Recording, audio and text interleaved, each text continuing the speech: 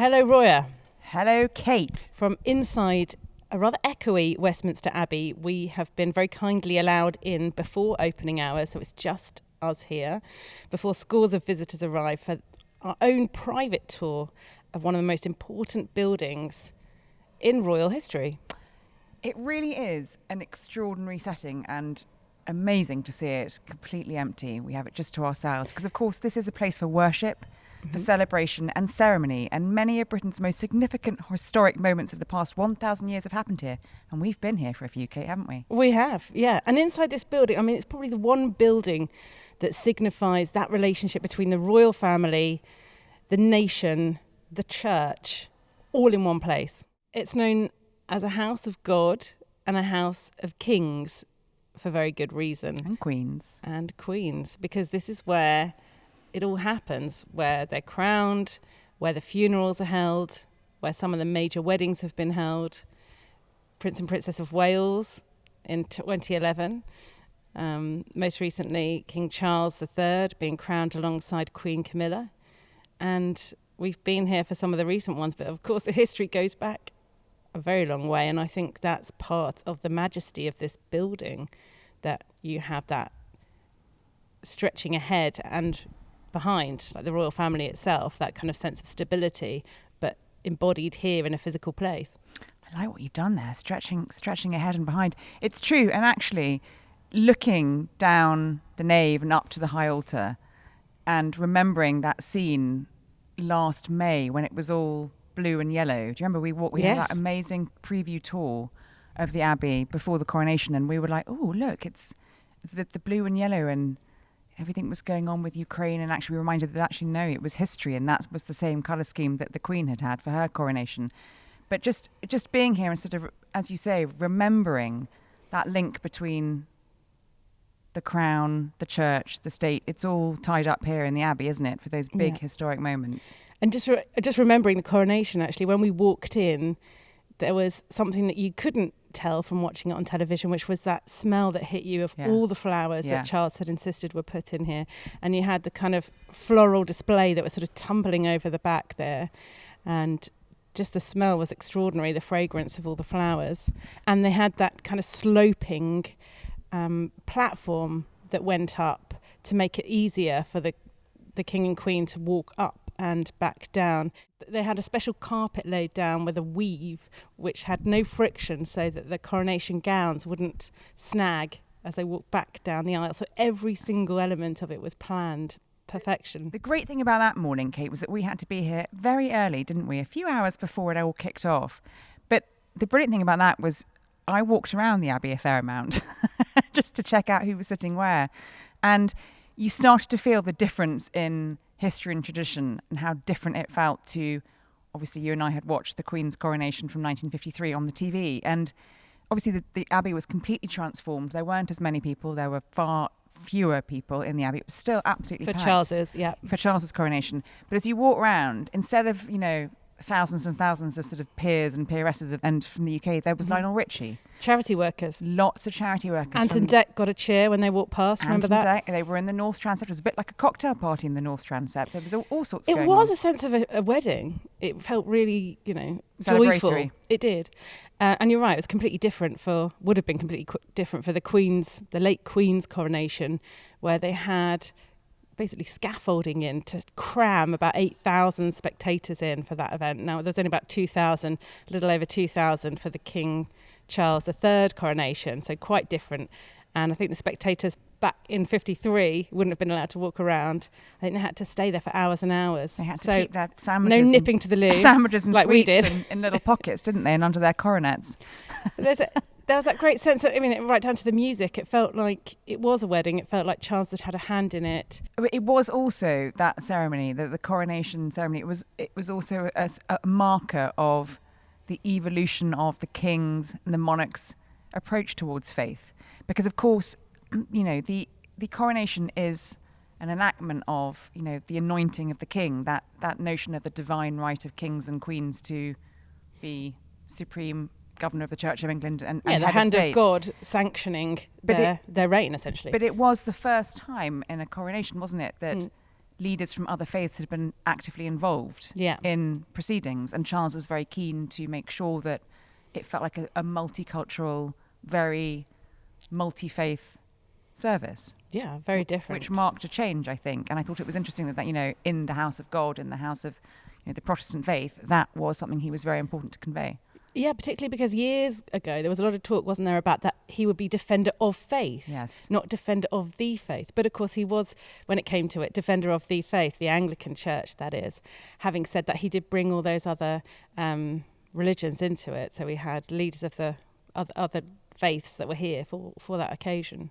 What else? What else were the sort of key differences in that service? Well, I think apart from it being a lot shorter, it was a lot shorter. The guest list. Women. There were women. There was women bishops involved for the first time, weren't there? Yes, we had Penny Mordaunt, didn't we, holding the sword, as well. So it was more diverse in terms of gender, religion, ethnicity. It was shorter. It was quicker. In tradition. Yeah, and I think one of the interesting things for me was the things that didn't change, like the anointing, which wasn't televised. So we didn't see that moment. That happened behind the screen. That's the point at which, that's the sacrament of the coronation ceremony, which is ancient, which goes back to the days of, Edward the Confessor.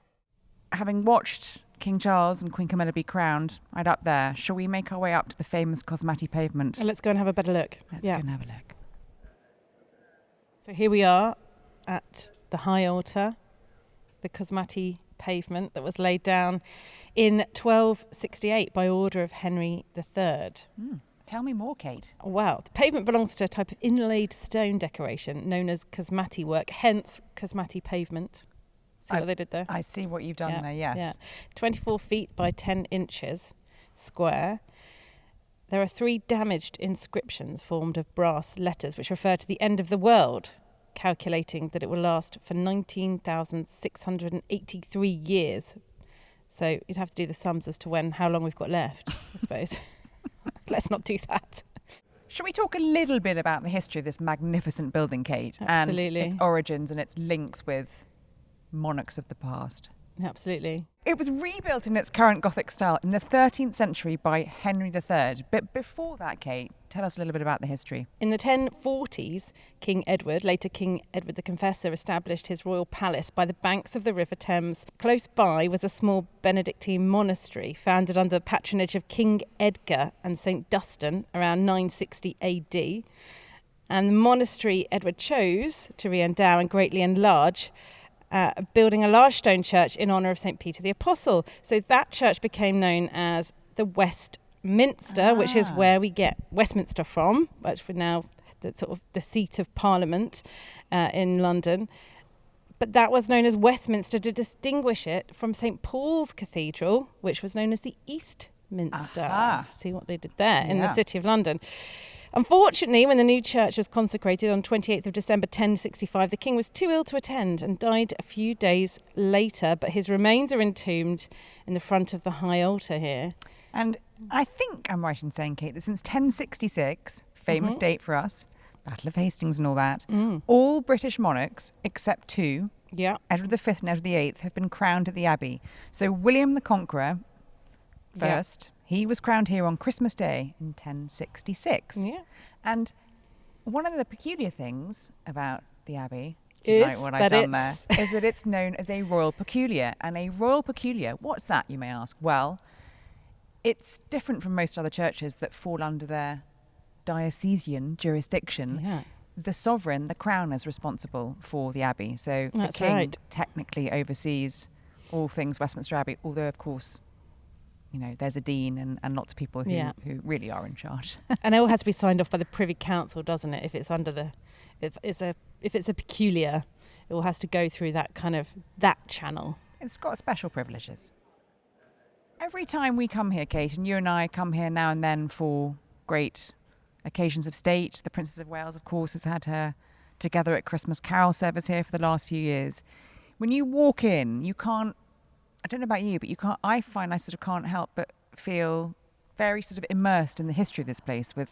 It's sort of, living, breathing history, isn't it? If you can call it that, because it's still used every single day as a place of worship. to say that, I always think it's lazy when sort of broadcasters say, there's a great atmosphere in a place, but nowhere is it more true than here, because, there's that kind of weight of history. And what's interesting is when you see members of the royal family who do gather here, whether it be for Princess of Wales's carol concert or, a funeral or something very grand, high matters of state, like a coronation, you can see that they sense that weight of history as well. And it's one of the few places where you actually can see what people are thinking, almost, the awe on people's faces as they come here. It has a very interesting effect on people right from the moment they walk in. And I think you and I feel that every time. It never gets old to come here. It's completely extraordinary. It's so special.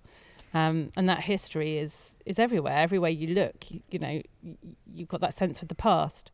One of the more striking and modern features of this very historic abbey steeped in history and old things is that wonderful, wonderful window, stained glass window that we can see by David Hockney, that was commissioned to mark the reign of Her late Majesty Queen Elizabeth II. Yeah. And you look around, and it's very modern, obviously. I mean, it's classic kind of Hockney style, isn't it? And very vibrant, different, quite a departure, really, but historic in its own right. Because you look round and all the other stained glass windows, most of them feature, what you would expect, religious scenes and saints and martyrs, but there it's very much David Hockney. It's about the outdoors. It's about nature. It's blue sky, trees, green tree, lots of kind of flower-looking things sprouting out of the ground. Not your average stained glass window, I would say. But now it takes its place, quite rightly, as another part of the story of the Abbey. Which, in this great Abbey full of tradition, and there are artists and poets and great figures of literature and the arts. Hockney is really acknowledged as our greatest living artist. Mm-hmm. I remember him coming to the palace once to see the king. He was wearing his yellow Crocs. Yeah, slipper sandal. I think there's something wonderful about something very contemporary and modern by our greatest living artist now being installed. Well, it looks. You might come in and think that it's a huge departure because it's so quote unquote modern, or postmodern, I suppose you might call it. But that's what the Abbey has been. Every monarch has made their own mark in it in some way, shape or form. And so in hundreds of years' time, people will look back at that and think it looks really traditional. Isn't that a strange thought? Well, shall we go and take a closer look? Because I think under that window, not far from that window, was where we were both sitting for both the late Queen Elizabeth II's funeral and the coronation of King Charles III. That's great. Let's go and check it out. So, Kate, we're now in the North Transept, just by that magnificent David Hockney stained glass window that we've been talking about. And this section of the Abbey was where you and I had seats for the late Queen's funeral in 2022, which was an extraordinary ceremony, culminating at the end of 10 days of sort of ceremony and commemoration and remembrance of London Bridge, which was the name for Queen Elizabeth's funeral. And nearly 2 years ago, hard to think, isn't it? That's how long it was. Hasn't time flown? I think the coffin was just over there on the catafalque, with the flowers on top, and the crown as well, the signifier that the symbols. Yeah, and I remember Princess Anne saying later that when she saw the crown on the coffin, that was the moment that she thought, "Yeah, Mum, you did a good job." And over to you. It's Charles. that she could give it back. That the burden of that wearing the crown, and the burden of the job was now over for her. And it, we also could see beyond the coffin the mourners. That the immediate family. It was quite something to be part of that, and you do forget about the royal family, that they don't really have that many private moments. The coffin was taken to Buckingham Palace where they could have that private time, but all those big ceremonies, the weddings, the funerals, are held in full public view. And think back to our own families and think that they're not afforded that sense of privacy in the same way. And we were also both there. Do you remember when the coffin came? How can we forget when the coffin came in for the lying in state. In Westminster Hall. That was an extraordinary moment. And there weren't that many people there. There was sort of 10 journalists that I can remember, and then the immediate family and a few other kind of extended family members, and we could just hear the drums being banged as it came down the Mall, and the sense that the drums were getting closer and closer. And for me, that was the moment that it all sort of sunk in, really, and I think probably did for the family. I don't know. I can remember before everything started here for the Queen's funeral, I walked over to that side, to the South Transept, and as all the Commonwealth leaders started coming in, and then the arrivals of the heads of state, and there were presidents here and prime ministers from all over the world. And they'd been at Buckingham Palace the night before, hadn't they, for that reception? Exactly, and you got a real sense of the extraordinary relationships that the Queen had with international leaders and heads of state wanting to come here and pay tribute.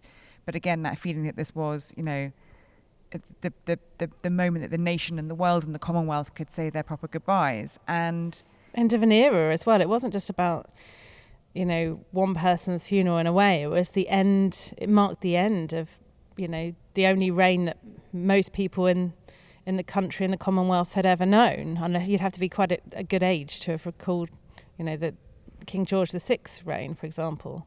I remember looking around, and it was interesting who was here. We looked around and saw, obviously, just here were members of the Queen's household and her private secretaries and her dresser Angela Kelly, and who played such an important role. And then you looked around, and there was Chris Whitty, who'd played such an important role during the pandemic, and people who had made significant marks on national life. Again, it was that feeling of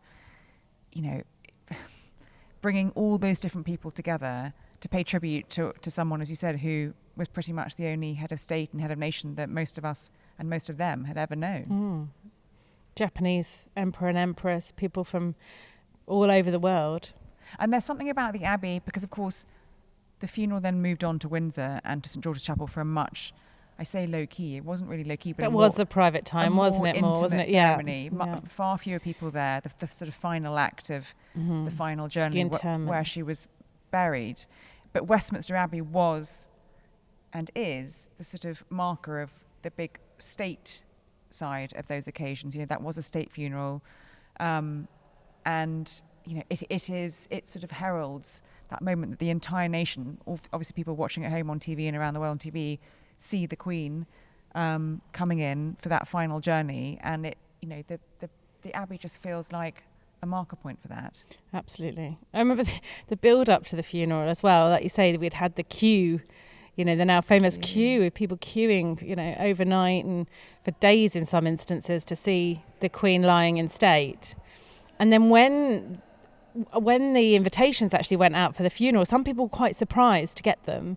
So you would go to Buckingham Palace, and we picked up our invitations.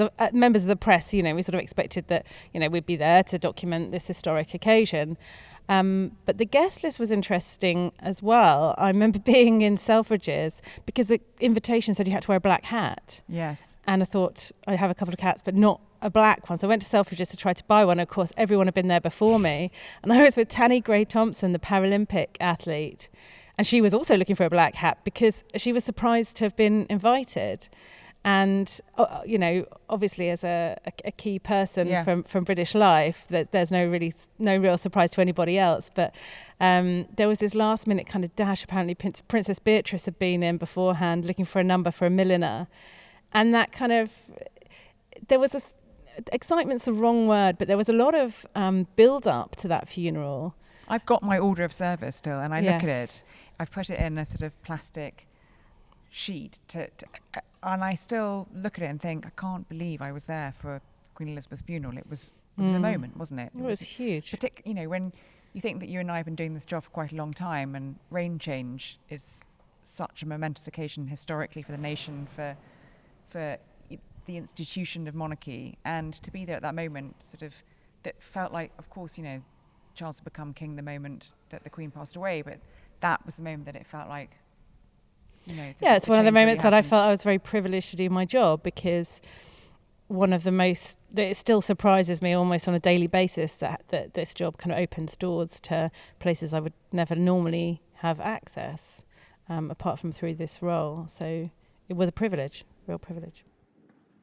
So Kate, April the 29th, 2011, cast your mind back. I remember it. You and I were quite new to this gig, weren't we? The Royal Beat. Well, we were. I was only 5 months in and had been dealing with the biggest juggernaut story of the last few years from the Royal Beat. I was at the Sunday Times and I said, we've got this royal wedding coming up and who's covering it? And I remember the news editor sort of looking around the room and going, you. And that was the beginning It was. of, sort of doing it full time. Because before then, people would dabble. Quiet. Pick up stories here and there. Yeah. Maybe the religious correspondent would pick up some royal stories, but this was huge. Right from the engagement. It was a big deal, wasn't it? Catherine Middleton. Who was going to do the dress? Oh, yes. Gosh. Sunday Times broke that story, and I don't think Kate Middleton, as she was at the time, was very pleased. Star Magazine. Don't look at me. You were there. Washing my hands. But not the design. One. Not the design. We didn't reveal the design of it. But there was huge. It was the first big royal wedding for ages. It was, and it was the first. I think since you and I had started doing that job, it was the first big moment of national celebration connected to the royal family. And of course, that day started here, didn't it? It literally started here at the Great Westall. Those iconic shots of Catherine coming out of the car with her father with Pippa Middleton. Pippa Middleton also became Pippa became iconic. an overnight sensation, Very didn't snug she? Dress design. Looking fabulous. And yeah, you can almost see it. What's great about the Abbey is you can almost see it now. I mean, it doesn't take much imagination to sort of see them walking, because those pictures went around the world, are so implanted and ingrained in people's memories. I remember the music. She walked into the I Was Glad, didn't she? Which and of course Charles had a big hand in the music, that he'd liaised with Catherine on the music, and it was a wonderful scene, and she and Michael, her father, looked so happy. And we're going to talk a little bit later about the Tomb of the Unknown Warrior, the Grave of the Unknown Warrior there, because that plays a very important part in royal weddings, as it did in that wedding. Mm-hmm. But I remember also as Catherine walked down towards William, and there was Harry by her side. Yes. And they were bantering away, William looking quite nervous. And I think Harry looked around first and then looked back to William and said something like, "She looks beautiful." And there's a lovely bit where they get to the altar, and William turns to Mike Middleton and says, "Just a small family wedding, Mike." It's filled with, more than 2,000 people, and it was a juggernaut, wasn't it? It was huge. There were trees lining the nave all the way up that had been taken from. I think they'd been taken from the UK and some of the royal estates. They were replanted afterwards. It was there was a kind of sustainable kind of eco theme, and I wonder if it'll be the last big royal wedding of that sort that we will see. I mean, it's hard to think that Prince George or Princess Charlotte will have something like that, because there were former prime ministers invited. There was a lot of protocol over the guest list, I remember, because they dropped the guest list to the press, and it was interesting who was on it and who wasn't on it. So I think there'd been some kind of Labour snubs, former Labour PMs who'd been left off the list. I remember doing that. John Major was on the list, the former Tory Prime Minister, of course, and the palace said, well, that's because he's close to the family. But there was protocol. There was a lot of hoops that I think that as a young couple they had to jump through. That must have been quite overwhelming for Catherine, marrying into the family anyway, and then to have all this other stuff around the outside that comes with marrying a member of the royal family. I remember them getting out as well, because they had the carriage waiting, and she looked to him, and I think every single newspaper and broadcaster in the country had hired lip readers to say what they were saying. And she looked to him and said, "Oh, you happy?" And he said, "Oh, yes," or something like that. But it wasn't until they got to the balcony and had the kiss that I think they sort of really relaxed, because there's just this sense of occasion. It's not a small private family wedding, as William joked to Michael Middleton, is it? It's getting married in front of a global audience. And that wasn't an option for them, I think. Millions and millions and millions of people probably watched it. Is what they would have wanted, but it wasn't it's not up to them. It's not, because it's a bit like the family funerals we're talking about. When you are in line to the throne, as Prince William there are certain expectations of you, even when it comes to something as personal as your wedding. The late Queen was thrilled, wasn't she? I remember her wearing her sort of favourite buttercup coloured She looked like a ray of sunshine, didn't she? Outfit. And she was so happy. Yeah. And she just looked... maybe it was a sense that, William was well on the way to, kind of adulthood and a secure personal life. happiness. Yeah. She's obviously very fond of her grandsons. And of course, for William, a very poignant moment, because he had been here in 1997 for the funeral of his mother, Diana, Princess of Wales, a very different occasion. So all those emotions and the history of this place. I mean, this place for William, I think, more than anybody else, must just be extreme. When he kissed his father when he was part of the coronation service recently. And like you say, his late mother, her funeral here, which was... And his grandmother. Something else. I mean, having to walk behind the coffin, something that we talk about for ages, but for William, this place must be just full with so many memories. It's hard to fathom. And, he's not somebody who goes to church, very regularly, as we know. Well, that and was maybe, who knows what his relationship will be with the church when he ascends the throne. It's hard to think that far ahead sometimes. Well, after the King's coronation, actually the week after the King's coronation, I was reflecting on the traditions of the coronation and how Charles had adapted it to make it his own, but it still felt full of tradition and full of symbolism, and parts of it were... Yeah, I didn't get the sense that anything had been left out. I think that... But there was a feeling that William was already looking to the future, thinking, how he wanted his coronation to be quite different. For sure. Yeah. And I mean, I think my understanding is he will want to have it here, but it will look and feel quite different. And then, 1 year into King Charles's reign, there was a book came out, and there was speculation that perhaps William, who isn't known as a churchgoer, isn't known as having such a deep faith as his father and his grandmother. There were suggestions, that courtiers were worried, and some members of the Church of England were worried that, would he want to uphold that tradition of being, constitutional tradition of being head of the Church of England. And he moved very quickly to quash that and actually say, yes, I will not cut ties with the Church of England. But I suppose throwing forwards, there is always that question of... but in a way, it's easier for... someone who's not quite as obviously committed to the Church... in his own way, doesn't seem to have such a deep faith. How will that sort of marry with that role when he becomes But in a way, monarch? He's got a blueprint, hasn't he? It's easier for William because there will have been a fairly recent coronation. With the greatest will in the world, Charles isn't going to live as long, or isn't going to have as long a reign as his late mother. But they were kind of reinventing stuff for Charles. 70 years on, they had to look at what had been done in the past, honour the traditions of it, and move forward with the future. Whereas William, I think, it'll be easier to roll out a plan based on what he wants. Relevant. The mood music coming from Kensington Palace was, he had been thinking that the King's coronation had made him think a lot about what he wanted his coronation to look like, and how he wanted it to feel more modern and relevant. Taking notes, yeah. So, here we go. Anton Deck on stage.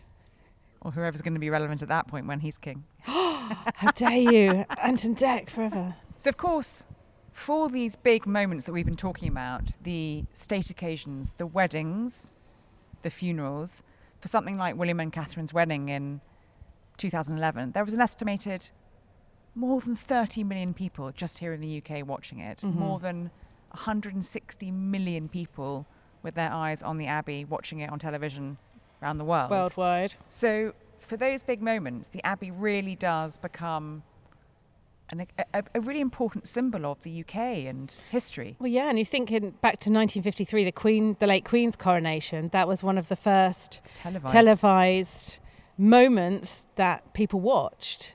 People were going around to neighbours' houses, cramming into whoever had a television to be able to watch that.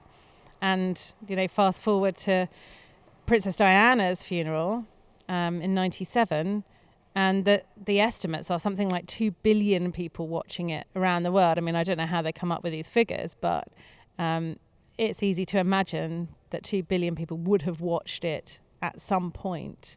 And particularly got younger people now coming through, learning about the history of the royal family and learning about Princess Diana, her story, her funeral for the first time, and going back. And all this footage is accessible, so you can really watch it all over again. And thinking back to Diana's funeral and the 2 billion people watching it, I mean, the Abbey looked and felt quite different that day because, of course, it was a very somber moment. But then you had Elton John singing, and it was filled. The Abbey was filled with Diana's charity representatives, with fashion designers like Gianni Versace, with singers like George Michael. It was very reflective of her modern royal life. Yeah, an extraordinary speech from her brother, Earl Spencer. While we're at Westminster Abbey, we thought we had to come and see this incredible space. So we've just gone through the Lady Chapel, and we're in a sort of side chapel of that, which holds the tombs of both Queen Elizabeth I and Queen Mary I, Roya. What do you make of those two being in the same place? Well, I mean, talk about sibling rivalry leading to one destination. Elizabeth I, so we're told by the very kind members of the press team at Westminster Abbey who've let us do this morning, people always ask to see Elizabeth I. It's a hot ticket. And come into this bit. And I'm not surprised because she is, of all British monarchs, when people talk about the great British monarchs, she is, the Elizabethan age. She is the first Elizabethan age. And I think also there's a very interesting, talking about what do you make of Elizabeth and Mary I being buried here together, given that they were at loggerheads over faith. There's a very interesting, quite moving inscription here on the stone in front of their tombs, which says, "Near the tomb of Mary and Elizabeth, remember before God all those who divided at the Reformation by different convictions, laid down their lives for Christ and conscience' sake." Yeah. What do you make quite of that, nice, Kate? Isn't it? It's quite moving, isn't it? It is, and it would sort of speak to what King Charles III thinks, isn't it? That kind of idea of unity, bringing people together. It's no surprise to me that people, when they come to the Abbey, want to come see this, and we're in this incredible kind of side chapel with its extraordinary intricate ceiling and little cherubs looking down on us Elizabeth, from the walls. Elizabeth, this being the burial place and resting place of Elizabeth I and Queen Mary, of course there are 30 kings and queens buried here, starting with Edward the Confessor in 1066, whose shrine stands just behind the high altar. There are 5 monarchs buried in royal tombs surrounding his shrine. Henry III, Edward I, Edward III, Richard II, and Henry V. The last monarch buried at the Abbey was King George II in 1760. And the Stuart vault is obviously in the south aisle, where Charles II, William III, Mary II, and Queen Anne lie buried. And I think I'm right in saying that Queen Anne is buried with her children. There's quite a few of her children who died when they were in the Stuart vault. In the other side. Someone's pointing. She's in the other side, which is sad. I mean, I think of Queen Anne's coronation and think of her being so fat and, suffering from gout that she had to be basically carried in for her coronation. And then to be buried here and to make a request to be buried with her children who didn't make it. And those lives all around us, that we're reminded of, that history, there's nowhere else quite like Westminster Abbey for that. You have not just history of kings and queens here, but the history of of the nation, of the arts, of people like Geoffrey Chaucer, that great author of the Canterbury Tales, buried in Poets' Corner alongside so many other great figures of literature and science. And we have the ashes of Stephen Hawking interred here, which is curious in its own way, given that he wasn't necessarily a man of God, but was part of that kind of national story. And this is the place for those great lives. To be commemorated. Yeah. Even got a plaque to Nelson Mandela at the front. And we've been told today that the process by which those plaques and those stones get created and the committees that they have to go through. But interesting that obviously Nelson Mandela and her friendship with the late Queen and all those stories, those interwoven stories of those lives and their place in history marked here. And there's one very special grave that we should visit on the way out. There is. Let's go there now, Kate. Yeah. So we've come to one of the most important tombs in Westminster Abbey. We walked up to the tomb of the unknown warrior. There is the grave of the unknown warrior just by the entrance to Westminster Abbey. Now our private tour's coming to an end, so members of the public are now in, which is probably the sound that you can hear in the background, and some cameras clicking on and off there. And the grave of the unknown warrior has a very moving history, Kate. It does. It contains the body of a soldier who was brought from France to be buried here on the 11th of November in 1920.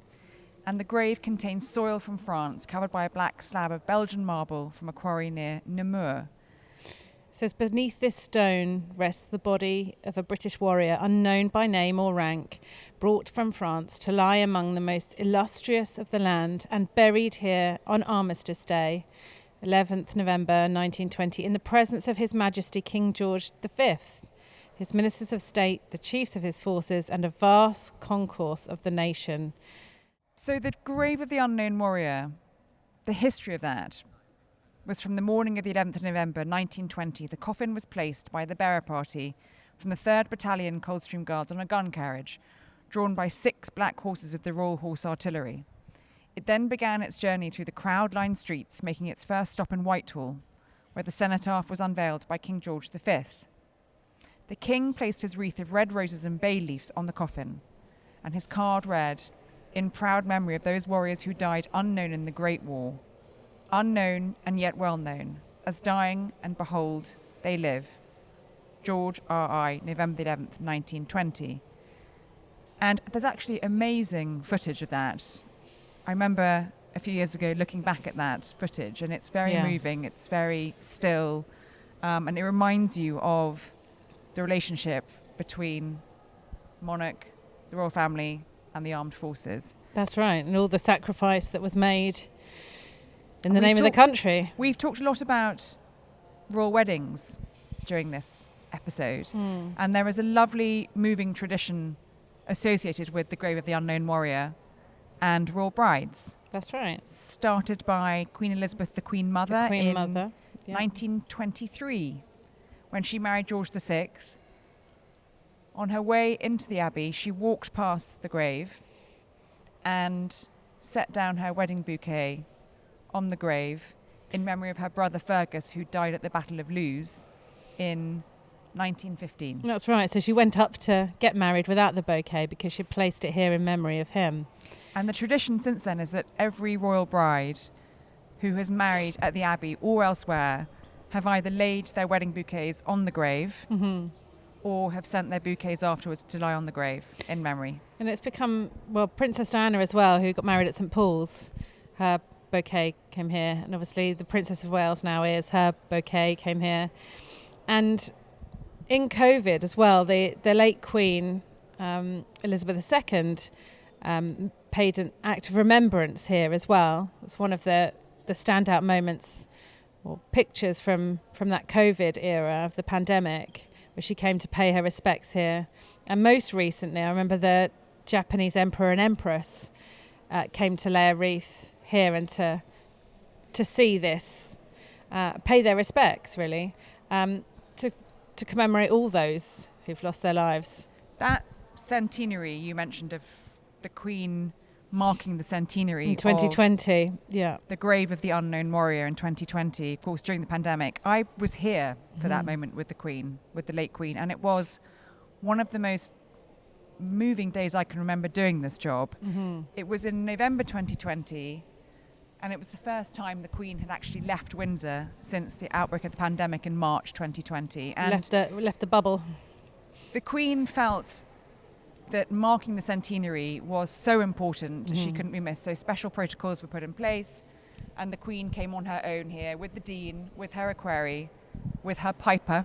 And we stood around the grave of the unknown warrior, and she had a replica of her wedding bouquet from 1947 made up, and her equerry laid it on the grave.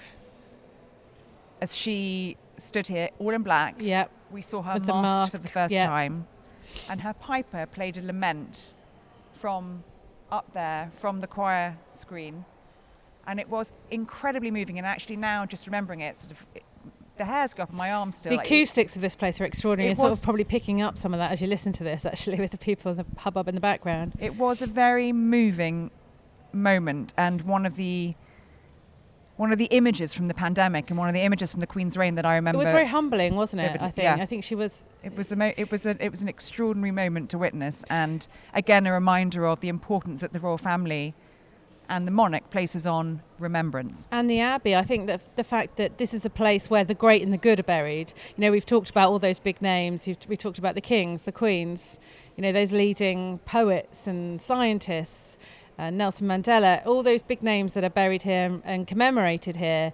But this is somebody who, we don't know who it is, but this commemoration here, as it says it all really, it says they buried him among the kings because he had done good towards God and toward his house.